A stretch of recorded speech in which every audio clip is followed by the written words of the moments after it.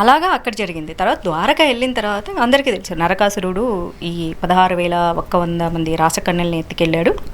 ఎత్తుకెళ్ళినోడు ఏం చేస్తాడండి దుర్మార్గుడు, సరదాగా టైంపాస్ రోజు భోజనాలు పెట్టి భోజ్యం అని చెప్తారా. So we have to understand, పురాణాలలో కొన్ని అలాంటి పదాలు రాయరు కాబట్టి.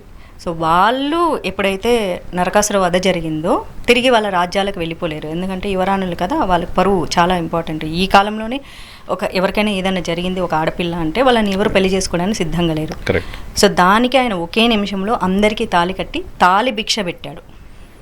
వాళ్ళకి భార్య అనే హోదాను సమాజంలో కల్పించి అందరినీ అంతఃపురంలో పెట్టేసి ఇంకెప్పుడు మళ్ళీ వాళ్ళని ఆయన కలవలేదు.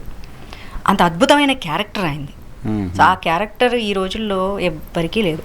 నేను మాధుర్యలత గారిని ఒక క్వశ్చన్ అడగబోతున్నాను, ఇప్పటివరకు ఎప్పుడు అడగలేదు, ఇంటర్వ్యూ లాస్ట్లో అడుగుతా, వెయిట్ చేయండి ఇప్పటివరకు. ఏం చెప్తున్నారు మీరు? కృష్ణుడి గురించి అడిగితే ఇంకా మనం ఇంటర్వ్యూ 1 hour సరిపోదు, హాఫ్ అన్ అవర్ సరిపోదు అంటే తప్పు. ఇప్పుడు నాకు తెలియని రోజుల్లో ఏదో సరదాగా నేను కృష్ణుడిని కాదు అంటే నేను కూడా సర్లే ఏమోలే ఆయనకు నిజంగానే అంతమంది ఉన్నారు కదా అనుకున్నా. బట్ తెలిసిన తర్వాత మనము అది తప్పు అని ఖండించాలి. నాకున్న నేచరే అది, అదే నా ప్రాబ్లం. పర్టికులర్గా ఇప్పుడు ఏంటంటే బయట సొసైటీలో హిందూ ధర్మం పైన దాడి జరుగుతోంది, నెగిటివ్గా పోర్ట్రేట్ చేస్తున్నట్లు లాంటి ఇంప్రెషన్ ఉంది. ఫ్యాక్ట్ ఏంటి అనేది చెప్పేవాళ్ళు లేరు కదా, జనరేషన్ మిస్ అవుతున్నాం. ఎవరో ఒకరు చదివితే వింటే తెలుసుకునేది. ఎగ్జాక్ట్లీ. సో మీరు ఆ పనిలో ఉన్నారు ఇప్పుడు. అంతే,